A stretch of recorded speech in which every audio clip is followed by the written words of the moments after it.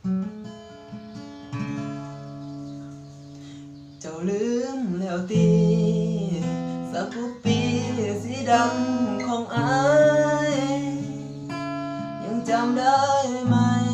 เคยนั่งซ้อนท้ายกับอายแค่กี้น้องสิไปใส่อายก็พาไปบ่เคยคิดทีใจงอดเพิ่งคบ5 ปีแฟนอายเธอนี้บ่ฮู้ไปใส่เก่งขันใหญ่คงได้หัวใจเจ้าแล้วอายบ่เห็นแป้วเจ้าสิกลับมาหาอีกครั้งคงสุขสบายไปเป็นคุณนายรวยมีกระตังปล่อยอายนั่งเหงาลำพัง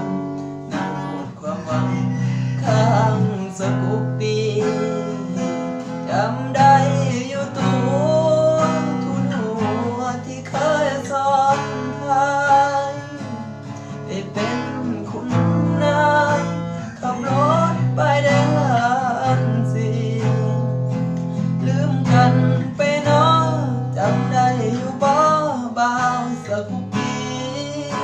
หรือเขาพาเที่ยวเกาหลีจนน้องคนดีนั้นลืมบ้านเฮาเศร้าต่อไปหมดอะไรดังคนสิ้นหวังขาดคนร่วมทางคิดฮอดแต่นางยังฮักคือเก่าฝากไว้ในเด้อเมื่อยามที่เธอเลิกกันกับเขาอายยังต้อนรับคือเก่า